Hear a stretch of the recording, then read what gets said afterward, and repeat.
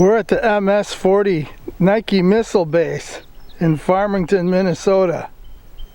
And there were 3 other ones around the Twin Cities in St. Bonifacius, East Bethel, and Roberts, Wisconsin. But be quiet. Keep this to yourself. We don't want the Russians to know they closed in the early 70s. We're going to hop around. There's a fence around this place, so we can't go in. Just going to walk around the fence line if I can, and we'll stop from time to time and share some information with you. So let's go.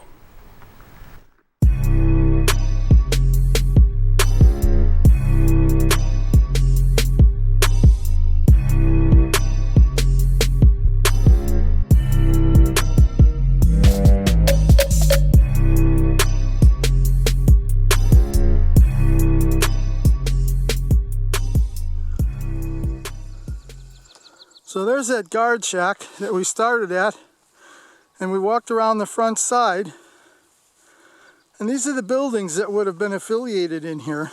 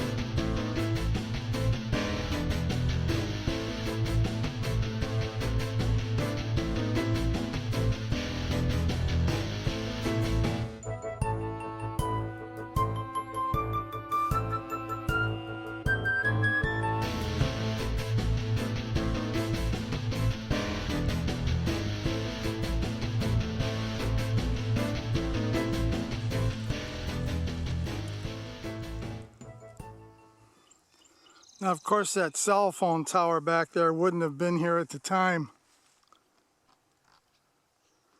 There's a whole complex of buildings here. Now, this isn't the communication tower that was here at the time this was in operation. But this communication tower was used during a desert storm for the soldiers to communicate with their families in the Twin Cities area.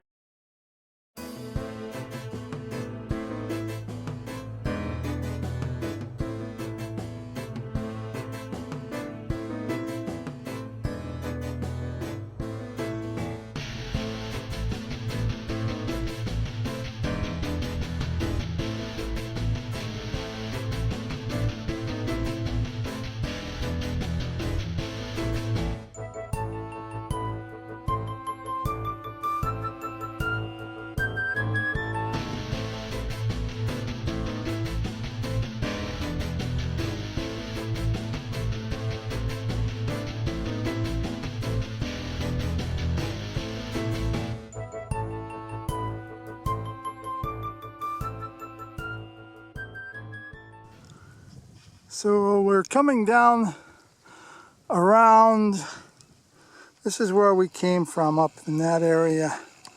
And we're following the fence line. And the fence is going to get in the way of everything I do. But we're following this road right now that seems to be running around the perimeter. Perimeter? Well, you figure out what I wanted to say.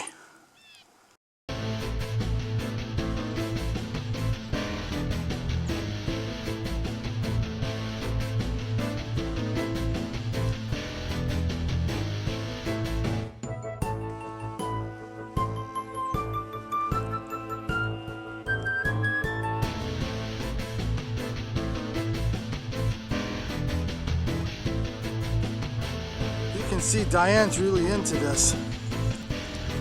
She just went around those trees up there. So just to show you a glimpse, if you were looking out a way, you can see that it's on the highest point. All four of these were built on the highest points, about 30 miles from the Twin Cities, in all four directions. Now at this point where we're at, you can see there's double fencing. And I'm not sure, but I think we're getting back by the pad area. So if you can see back in there, that's more of that pad area.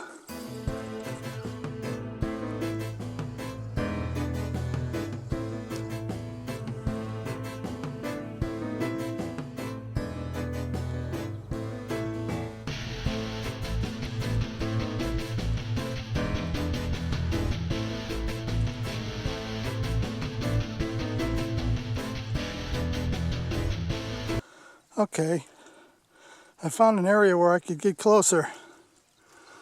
So this would have been your launching pad area.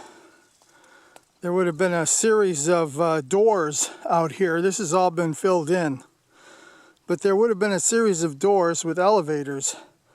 The missiles would have been on their pad, and they were able to be lowered and raised on the elevator. There would have been 3 of them here. Each base had 3 elevators. And this is where they also stored the missiles underground.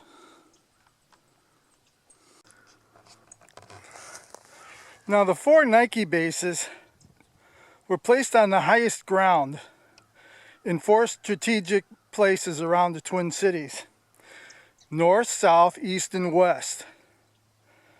They were protecting the Twin Cities from an attack that could have came over the North Pole.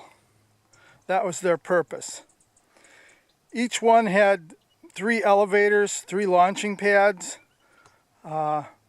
Each one stocked 15 missiles. So that gave the ability to fire 60 missiles out to protect the Twin Cities if it was needed. And just to make reference, these were all defensive missiles. So you were shooting targets out of the air with these. They were nuclear missiles, and they didn't need to hit their target. All they needed to do was explode near their target, knock it out of the air.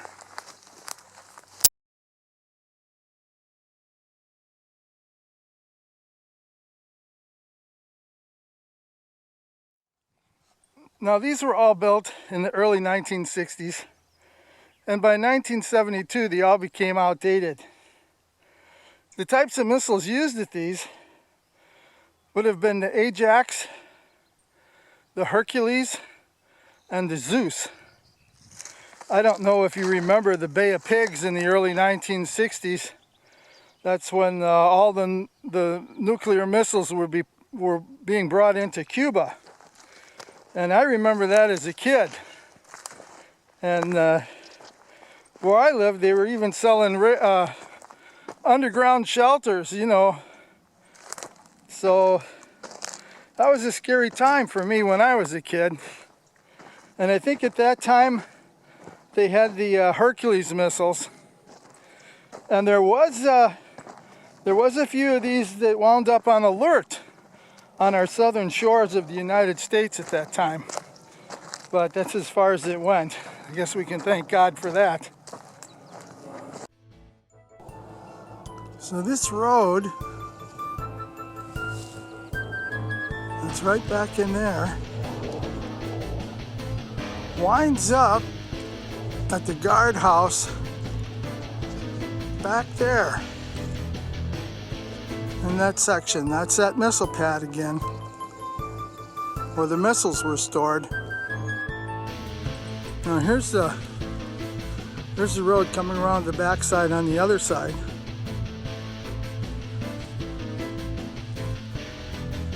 And heads down that way.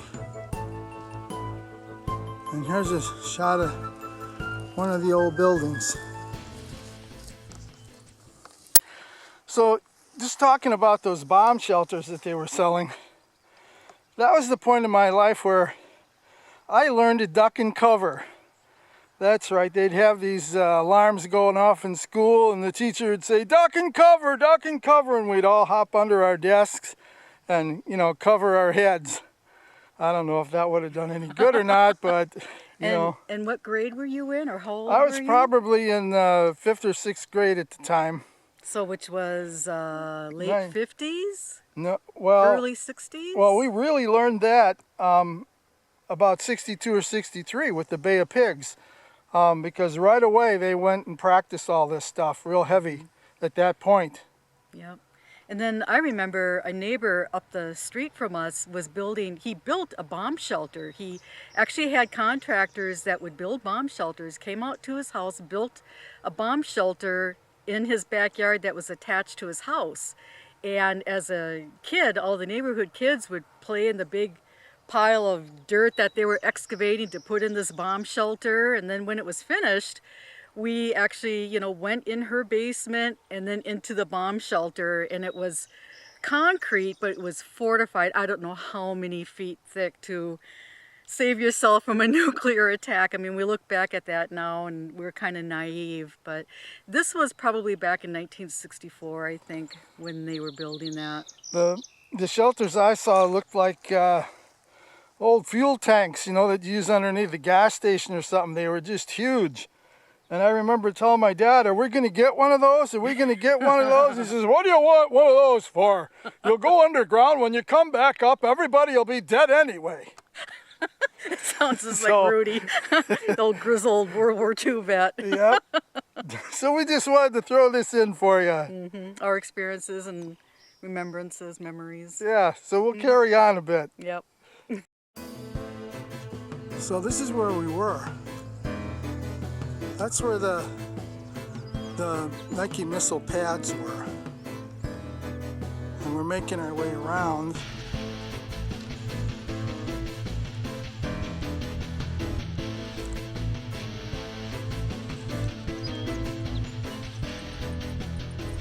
So you can see this isn't any small place. You know, we've really had a good time walking the grounds around here, and I don't know how many acres circumference it was, but it was a lot. That's why our faces are all red and flushed and we're sweaty and it's humid today. But, you know, all joking aside, this missile base and the other ones around here, they really tried to foster goodwill in the community. When I did a lot of research about the Bethel base, about 15, 18 years ago, I found that they had a newsletter that they published, that they sent out to the families of the soldiers that would live in the community. And they also would publish that in the local newspaper, would have all these, you know, doings and, you know, everything that they invited the local community. So like I said, you know, they really did try to foster goodwill, at the same time protecting your community from a nuclear attack. So just to refresh, we're at the launching area, the launching complex. There were two complexes that were probably within a mile of each other, half mile, and we're going to go and see if we can find the other. This is the launching complex. We're going to go and look for the command complex. So we're going to head off about a mile northwest. A mile northwest, and we should be able to maybe find that other one. And then we'll come back here and probably take a last look before we run off. So in the process of looking for the command center, we ran across the cemetery out here in Castle Rock. Cemetery came to be in 1863, and Diane's been walking around looking at graves, and she's found them as far as back as 1859, so I guess there were graves here before they decided to make it a cemetery. Anyway, I found this monument I'm going to share with you. Just hang on.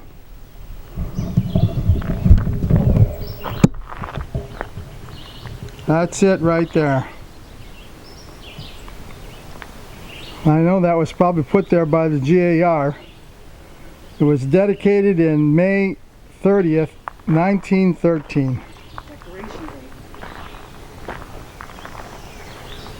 So that probably would have been on Decoration Day. So I just wanted to show you this find. Hey, just call this like a commercial or, you know, intermission, and then we'll continue our trip. Let's all go to the lobby.